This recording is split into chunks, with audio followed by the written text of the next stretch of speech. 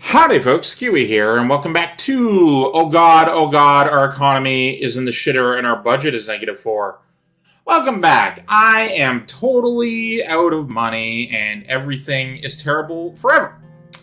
I needed to be smarter with my cash, I needed to be less judgmental with my trade deals, and now I need to make some money. So, we're gonna see about doing that. We're gonna go to Dare. Budget allocation of healthcare. Fucking, we literally cannot. I was having my afternoon tea in my office and going through newspapers. One of the headlines piqued my interest. It read, Polio Crisis in Welland. Before I could start reading, I heard a couple knocks. Pascal entered, followed by Lucian. Mr. President, it's time for the scheduled healthcare meeting. Good afternoon. Please take your seats. They have taken their seats, and Pascal produced documents from his suitcase. He put them on the table. Pascal looked at the newspaper I was reading. Very troubling news from Welland, Mr. President. I have just returned from a meeting with my top scientists on the matter of polio. It seems to be spreading. Indeed, this might have dire consequences in the region.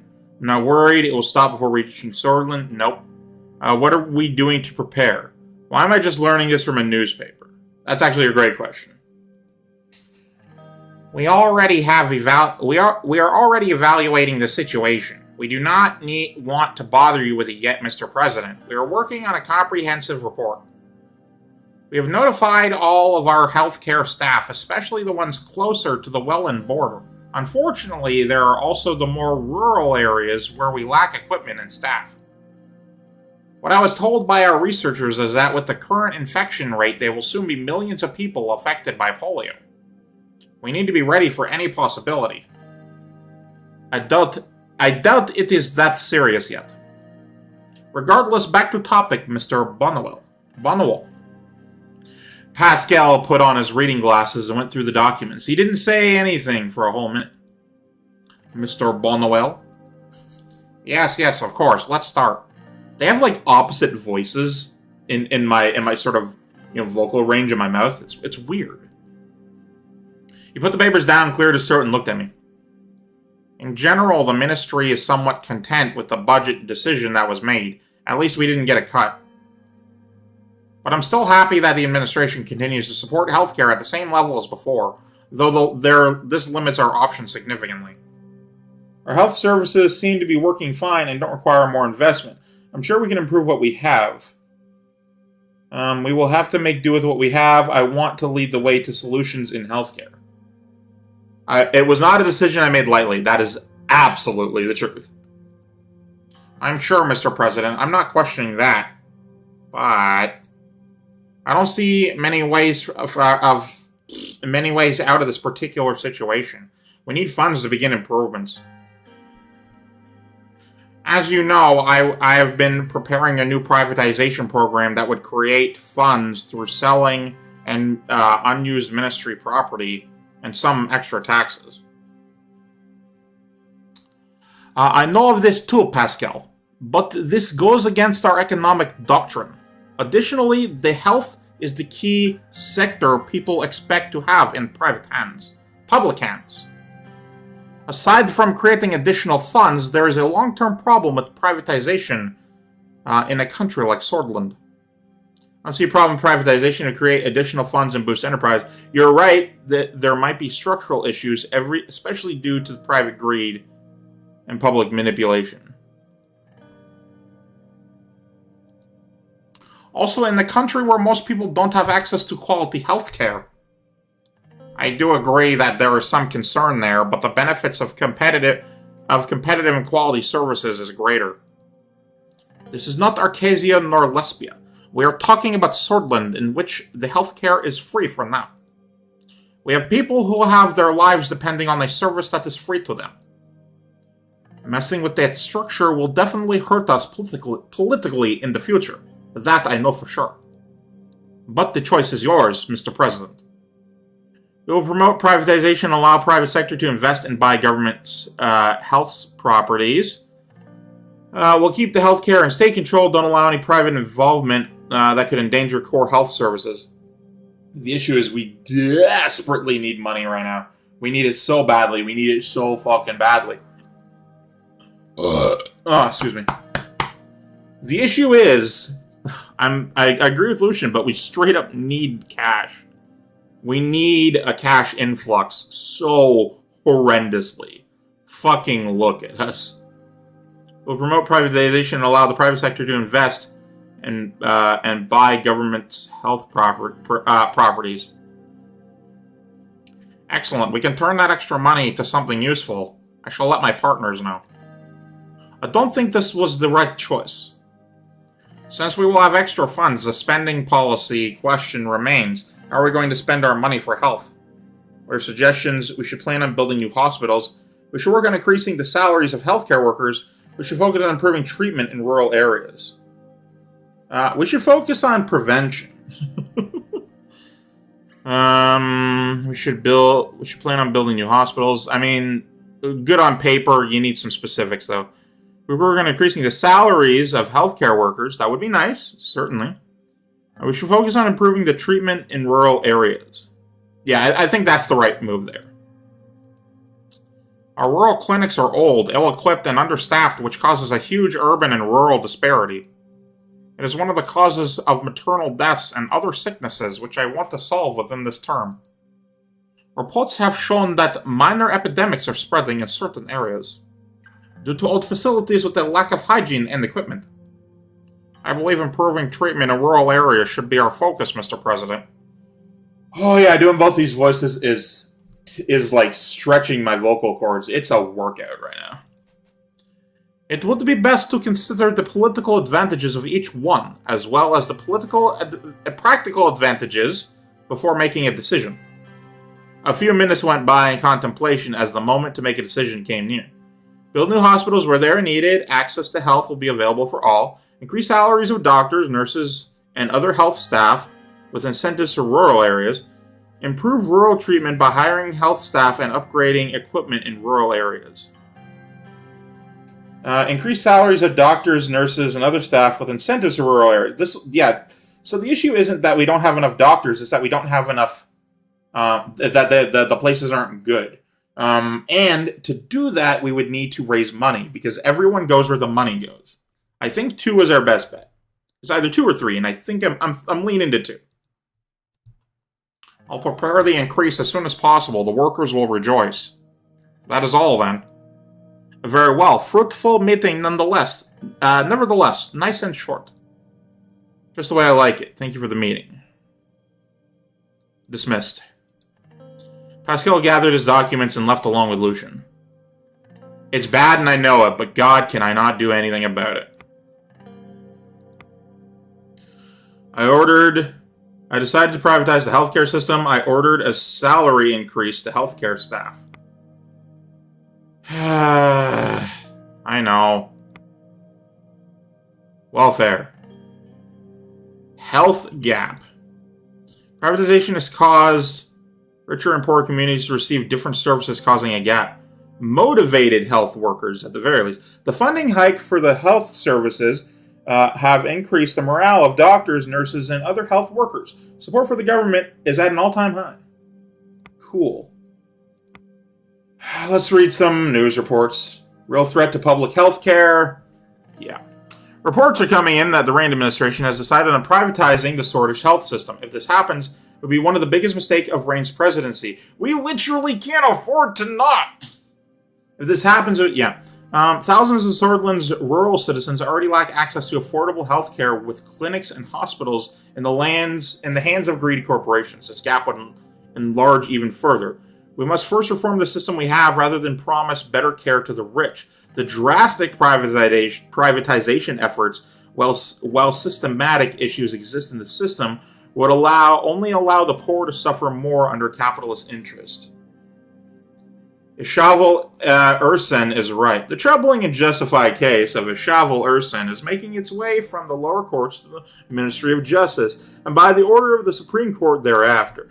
The systematic racism felt around the country seems to know no limits, especially when it comes to the largest minority of the nation.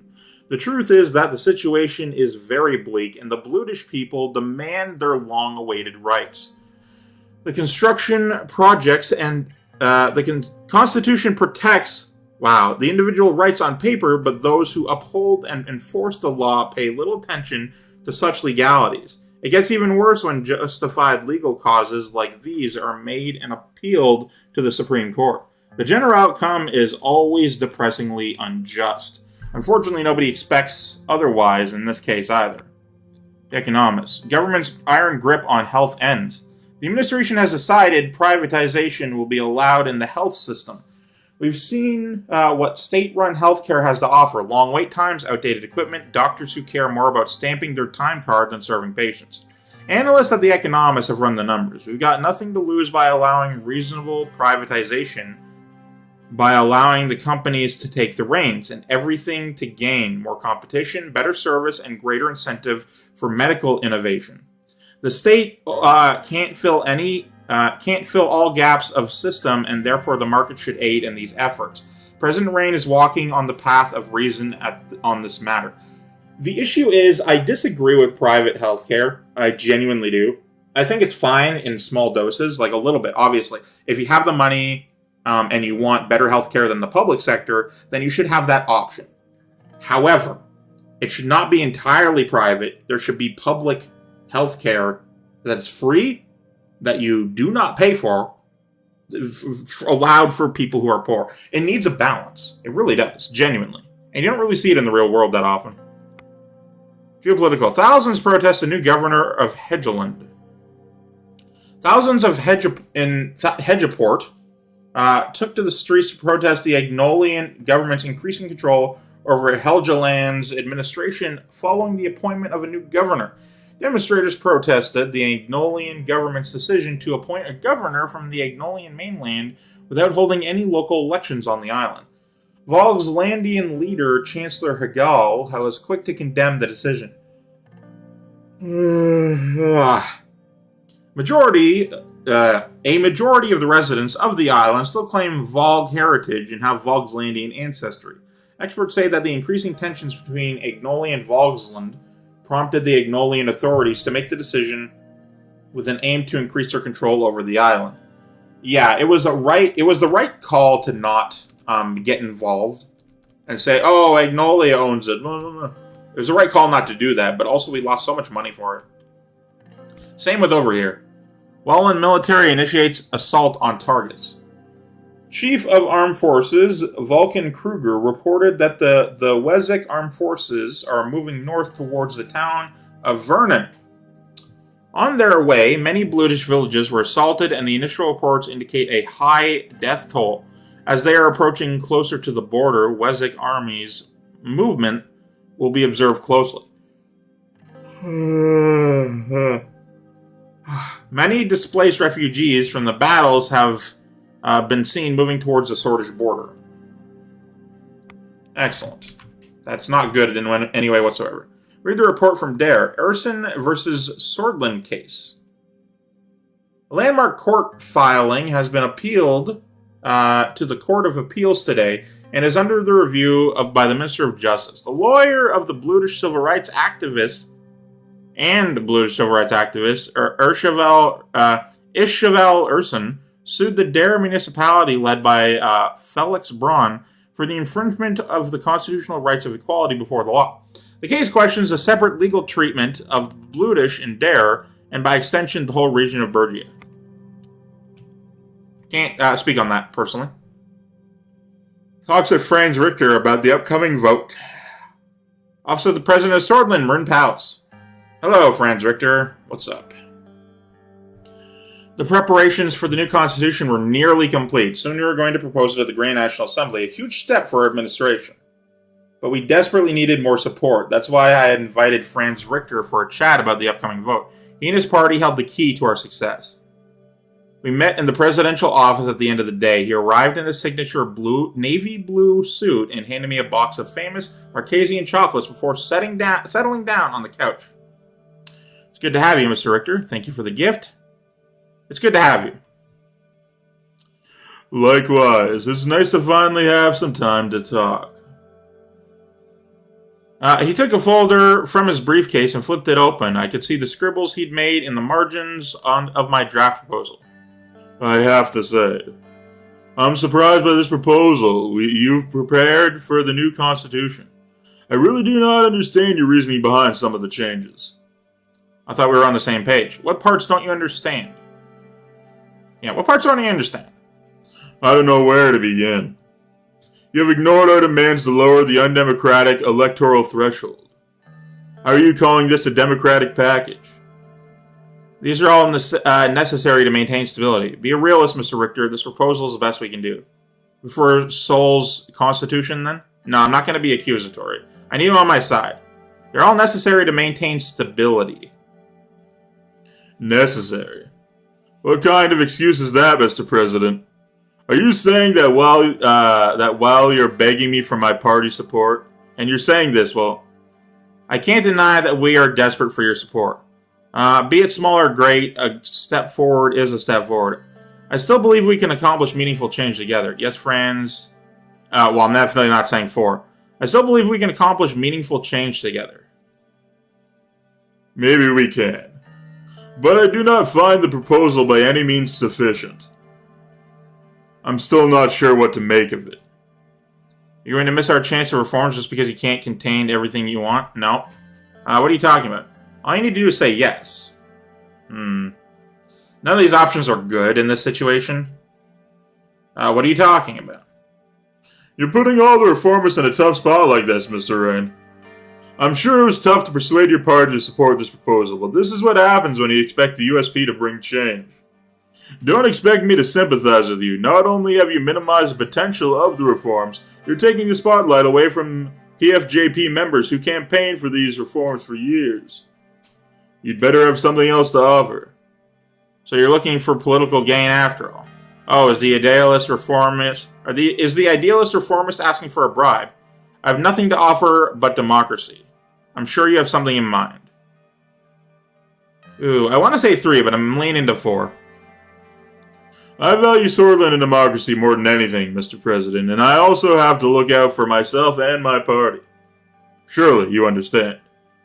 And if we're talking about democracy here, I first need to trust your agenda, and I currently do not. The first bill you signed effectively removed all other parties from funding. You were hijacking elections from the very start. How can we trust you now? The bill also increased your funding, Mr. Richter. It was passed by the Assembly. All I did was sign it into law. Past is the past. Let's fix the future. I mean, that's what I want to say, but it's just not the right answer. Just like, look, don't worry about what happened. Let's worry about what's going to happen. But no, that's really like, that's dismissing anything I've done. It was passed by the Assembly. All I did was sign it into law. Exactly, you did sign it into law and did not use your veto on it. I think it's too late to fix anything now. I can't see any deals being made. It's a shame things won't... Fuck! Fuck! I needed you so badly! Nothing a check worth $1 million couldn't handle. No, I'm not doing that. I can try to give you... Won't be any deals. I don't like either of these. I'm trying to bribe them, regardless of how. And I don't like it. I just don't like it. I can try to give you a cabinet position. There won't be any deals.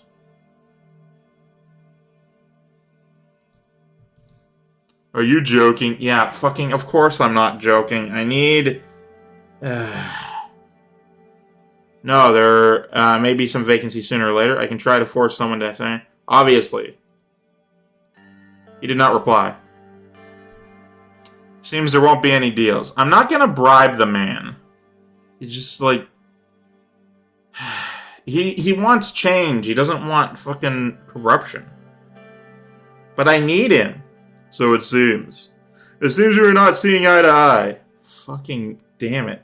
I'd rather get going before it's too late, Mr. President. I think our meeting is over anyway. He stood up and offered his hand. Shake his hand.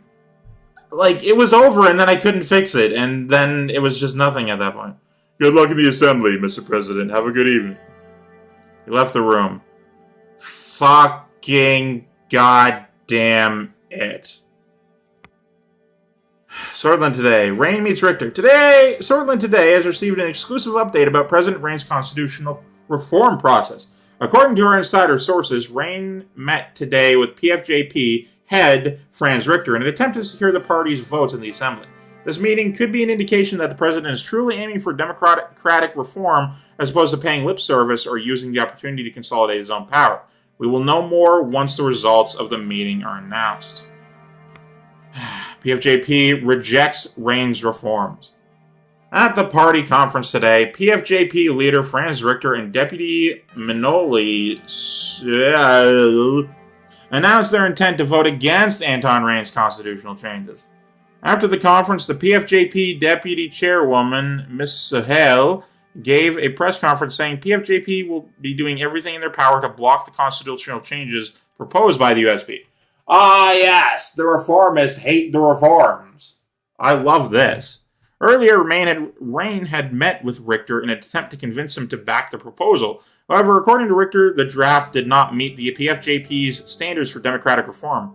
Without the party's support, Rayne will have a substantially harder time passing his reforms in the assembly. I would fucking love a chance. I wasn't given one. We talked for a bit, and then he said no.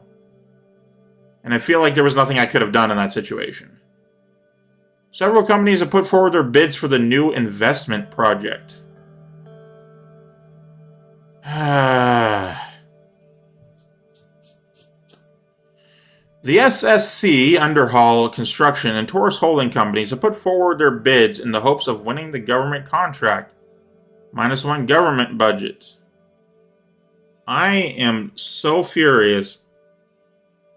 There are bids in the hope of winning the government contract for the new ambitious investment project. Which company should pick the lead for the project?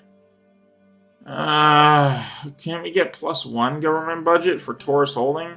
They were like the tech people who were untested. And these guys were the not going to pay their workers people. And I don't want that. And these guys proved to suck. So I can't do anything about that. Alright, well, let's do Taurus Holding, I guess. Hey, look at my budget go down again. I love having no budget. It's so nice. Read the report from Holsart. PFJP press release. At today's press release, PFJP Group Deputy Chairwoman, Ms. Sol, announced that their party will be doing everything in their power to block the constitutional changes proposed by the USB. If I were to look, political overview, factions, legislative, 250, we need 150. The NFP, and we need independence. God damn it. He was working with me, and he hated it all, and I honestly don't know much about you. And it doesn't matter how much my party agrees with it, and a lot of them don't. Because it's not gonna fucking work out. I just want the fucking thing to work. Updates on the situation of education. Well, this is nice. We got 7 minutes left. I'm gonna do it. After a meeting with the rector and a brief tour of the University of Volgan, we gathered in a room with Sierra. The entire campus was visible from the windows. Students were reading books and studying and having picnics under the trees. It reminded me of my own times in Lock Haven Business School, at least the more carefree moments. Reminiscing about the past. How were your university years? Yes, it had been ups and downs, but it was still fun. And now we're growing old and bitter. She smiled. Well, let's not get sidetracked. I want to start off by saying this. It comes at a welcome surprise in Swordish politics to see a president uphold their promises regarding education. I'm making sure that the additional funds are being used in the best way possible in order to receive structural issues. Speaking of, I want to thank you for allowing me to lead our education system in the right direction. By removing nationalist indoctrination and traditional teachings, we have unlocked the potential of the next generation. The students of now will thank us in the future, President Rayne, for we have unlocked the potential of critical thinking, of thought, the society desperately needed. In this way, you have surpassed all leaders before you. Sordland needs visionaries like you to reform, to become something better. I did only what was necessary. This is what we are here. This is why we are here. Played a huge part in that too. To reform, to become something better. We are on to something promising and grand, Mr. President. She nodded and brought out a stack of papers from her bag. Spinning her ballpoint pen, she went through the papers, organizing some of them together. Our ministry has prepared the necessary framework regarding how to spend our increased education budget. I've outlined 3 potential options. We can build new rural schools, improve the standards of existing ones, or increase salaries for all education workers. We have the capacity to implement only one of these changes. Tell me about the plan to build new rural schools. Why should we increase the salaries of education workers? What does improving rural schools entail? Let's move on to the decision and get on with it. Tell me about the plan to build new rural schools. The issue is very critical. We are losing many young people to ignorance and illiteracy. Sordland's rural population is full of untapped potential. With enough education, these people could be an asset to our workforce and society. Look at how United Contana is pushing past Arcasia in education and research. It's because most of their rural populace has access to schools. Why should we increase the salaries of education workers? The job itself should be held in higher regard and be compensated accordingly. These are people who have children to dedicate themselves to with the betterment of others, to helping raise the next generation. We ought to give them what they deserve. What does improving rural schools entail? Where to start? At the very least, they need new equipment and materials. Many of these schools are facing a shortage of desks and textbooks. The ones that haven't been updated since before the Sol administration. If teachers lack the resources to give Sordish youth a proper education, it can be as bad as if they don't go to school at all. I am ready to decide. She puts the pen down and looked at me. Build new rural schools. Our primary goal must be to increase access to education, increase salaries of teachers, principals, and other education staff all around the country, improve rural education by purchasing new materials and upgrading old school equipment. Yeah, if the schools are good, we could probably get away with shitty schools with less schools if they're good. Improve rural education by purchasing new materials and upgrading old school equipment. That will definitely improve the education experience for our children. That's all there is for now. I've talked with Ms. Suno to schedule some time to discuss this curriculum. She's a very astute woman, your secretary. You may want to consider promoting it. We'll meet again very soon. Thank you for your efforts. Keep up the good work. See you at the next meeting. Sierra put the papers back in her bag and left the meeting room. Alright, we're at a minute and a half left, and we got something going on in Whole Sword. Industrial zone, yeah. Alright, let's take a look at the Whole Sword Post. New mega project, Conriat Industrial Zone. President Rayne has announced the plans for a brand new industrial zone in Conriat. As per the announcement, Taurus Holding has been awarded with the contract, and they will be taking over the daunting task that will be transforming the city. On completion, the mega project will provide a much-needed production boost, not just to Conriat, but to the entire greater Whole Sword region. Welland refugees fleeing to Sordish border. As Welland President Richter continues his operations against the Blutish insurgents in his country, a wave of people, Wessex, Sordish, and Blutish, have been attempting to flee the conflict and cross the border into Sordland. According to the reports from the Alliance of Nations, the situation inside Welland is becoming increasingly complex, with many different groups and factions entering and leaving the country. An AN report states that international reports are no longer being allowed inside reporters are no longer being inside Welland, and the information from the country has become incredibly difficult to obtain. It also explicitly warns the neighboring countries of an upcoming refugee crisis. It remains to be seen how the Rayne administration will deal with the influx. Inflation effects. Wessex Bloods seek refuge in Sordland. Sordland is suffering under excessive inflation due to the administration's excessive printing of currency over the debt gap it finds itself in. This absurd action was taken without calculating the effects it would have on the consumer prices, and thus resulted in the value of the Swedish rand to drop to its lowest point since 1928. A loaf of bread costs twice as much as before, and the price of water has tripled. It is clear that President Rayne lacks sensitive economic strategy required to serve the working class. Hey, fuck you, dude. It's my background. Economic in nature. Wessex Bloods seek refuge in Sordland.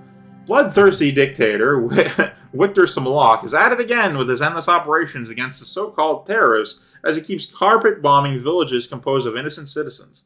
According to the latest reports, the number of Wessex Bloods displaced by the operation is at least 100,000. They've become refugees seeking help from nearby countries stuck in between Rumburg, Lesbia, and Sordland. Most of them are choosing our country. We must help these innocent people in the name of humanity, or no one else will. Excuse me. President Rayne has done well with not even accepting a trade deal with a rogue country like Welland. We all know the saying, even a broken clock is right twice a day. Rude. I'm a very working clock. I work around the clock. So yeah, this general zone here is the Blutish home area. Anyway, but that ought to be it for this one. Thank you guys so much for watching. I, of course, am Keywii. So have a delightful day. Love you all. Goodbye.